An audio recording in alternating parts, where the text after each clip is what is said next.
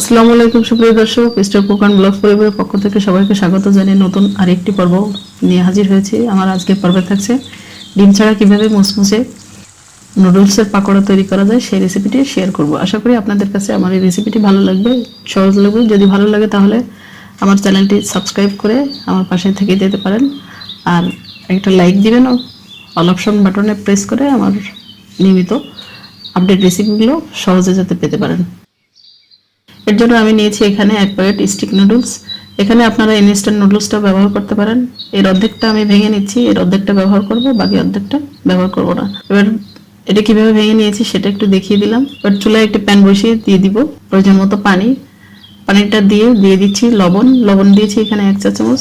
এবার লবণটা একটু পানির সাথে গুলিয়ে নিয়ে পানি ফুটে ওঠা পর্যন্ত অপেক্ষা করব। এরপর যে পানিটা ফুটে উঠেছে, এবার আমি নুডলসটা ঠিক মাঝখানে যেখান থেকে ভেঙেছি সেখানে ধরে পানিতে দিয়ে দিব যাতে বাকিগুলো না পড়ে। এবার এই পর্যায়ে যখন আসবে তখন বুঝতে হবে যে নুডলসটা সিদ্ধ হয়ে গেছে, খুব বেশি সিদ্ধ করা যাবে না। এবার পানি ঝরিয়ে একটা বলে নিয়েছি, নিয়ে অন্যান্য যে সব উপকরণ লাগবে সেগুলো অ্যাড করে দিচ্ছি। এখানে নিয়েছি 1 টেবিল চামচ ময়দা আর 2 টেবিল চামচ বেসন। ময়দা আর বেসনটা ব্যবহার করতে হবে সুন্দর একটা বাইন্ডিংসের জন্য। এবার দিয়ে দিচ্ছি 1/2 কাপ পেঁয়াজ কুচি। পেঁয়াজটা কম বেশি নিতেও পারেন, সেটা আপনার স্বাদ অনুযায়ী। এবার দিয়েছি মশলা, এখানে জিরা গুঁড়া, ধনিয়া গুঁড়া, গোলমরিচ গুঁড়া আর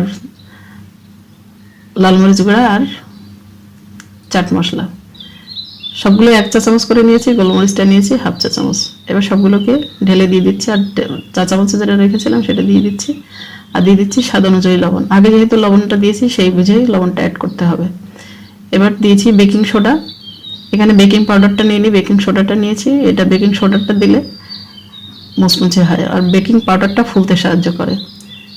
আমার বেসন আর যে ময়দাটা দিয়েছি তাতে ফুলবে, সেটাই আবার ক্রিস্পিও হবে। এবার অল্প অল্প পানি দিয়ে এটাকে ডো আকারে তৈরি করে নিতে হবে। এখানে খুব বেশি পানি দেওয়া যাবে না, একবারে অল্প অল্প দিতে হবে আর এটাকে মিশাতে থাকতে হবে। কিভাবে মিশিয়ে নিচ্ছি সেটা একটু দেখিয়ে দিচ্ছি। দেখতে পাচ্ছেন অল্প অল্প পানি দিতে হবে, এটাকে মিশিয়ে নিতে হবে। হাত দিয়ে যদি এটা করেন খুব আলতো হাতে এটাকে মিশাতে হবে। আমার মেশানো হয়ে গেছে। এবার দিয়ে দিচ্ছি মটরশুঁটি 1/4 কাপ, আর দিচ্ছি ধনিয়া পাতা ফ্রোজেন করা ছিল সেটা দিয়েছি। আপনারা ইচ্ছা করলে ফ্রেশটা দিতে পারেন, ফ্রেশটা দিলে বেশি সুন্দর হয়। হয়ে গেছে আমার ডোটা।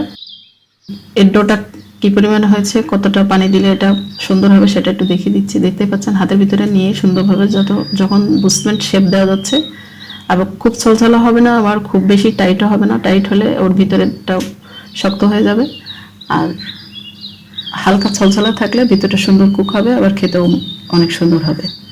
এবার এক এক করে সব পাকোড়াগুলোকে দিয়ে দিচ্ছি। সুন্দর শেপ করে দিতে হবে, হাতের ভিতরে একটু সুন্দর করে রাউন্ড করে। আবার এলোমেলো হলেও যে এটা সব খারাপ হবে তা না। এভাবে একে একে সবগুলো দিয়ে দিতে হবে। আর চুলার আঁচটা এই পর্যায়ে মিডিয়াম হিটে রেখে আমি ভেজে নিব। যদি হাই হিটে রাখেন তাহলে উপরটা তাড়াতাড়ি লাল হয়ে যাবে আর ভিতরটা শক্ত থেকে যাবে। এবার উল্টে দিচ্ছি। একবার এইভাবে উল্টে পাল্টে আমি এটাকে ভেজে নিব। যখন ব্রাউন কালার ধারণ করবে তখন বুঝতে হবে যে পাকোড়াগুলো হয়ে গেছে। একটু সময় নিয়ে আস্তে ধীরে জাল দিয়ে এটাকে ভাজতে হবে, তাহলে একটু সুন্দর ক্রিস্পি হবে। হয়ে গেছে, দেখতে পাচ্ছেন আমার কাঙ্ক্ষিত কালারটা হয়ে গেছে, ব্রাউন কালার হয়ে গেছে। এবার উঠিয়ে নিচ্ছি।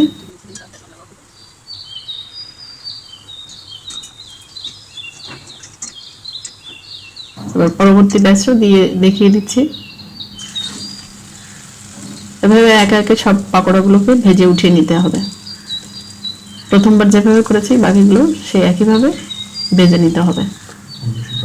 তার বেশি কম বেশি করা যাবে না। আগে যে দুটো দিয়েছিলাম সেটা একটু উঠিয়ে নিচ্ছি, আর বাকিটা আর একটু ব্রাউন করে ভেজে নিব। এই পাকোড়া করার সময় তাপটা খুব গুরুত্বপূর্ণ। যদি হাইটে করেন তাহলে উপর থেকে পুড়ে যাবে আর ভিতরটা কাঁচা থেকে যাবে। সেভাবে এটা তৈরি করে নিতে হবে। হয়ে গেছে আমার সবগুলো। এবার যে প্লেটে আমি সার্ভ করবো সেটাই ঢেলে দেখাচ্ছি। এবার পুরোপুরি দেওয়া হয়ে গেছে, দেখতেই পাচ্ছেন কত সুন্দর হয়েছে। পাকোড়াগুলো দেখতে যত সুন্দর হয়েছে খেতেও অনেক মজা হয়েছে।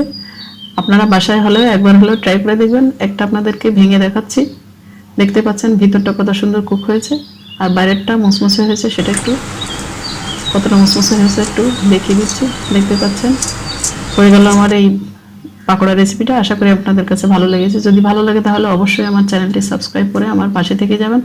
অল অপশন বাটনটি প্রেস করবেন, ফ্রেন্ডস অ্যান্ড ফ্যামিলির সাথে শেয়ার করবেন, লাইক কমেন্ট শেয়ার এবং সাবস্ক্রাইব করে আমার পাশে থেকে যাবেন। আর এতক্ষণ যারা আমার এই ভিডিওটির সাথে আছেন তাদেরকে অসংখ্য ধন্যবাদ। আবারও দেখা হবে নতুন কোনো পর্বে নতুন কোনো রেসিপিতে। সে পর্যন্ত সবাই ভালো থাকুন, সুস্থ থাকুন, আমার পরিবারের জন্য দোয়া করবেন। আল্লাহ হাফেজ, আসসালামু আলাইকুম।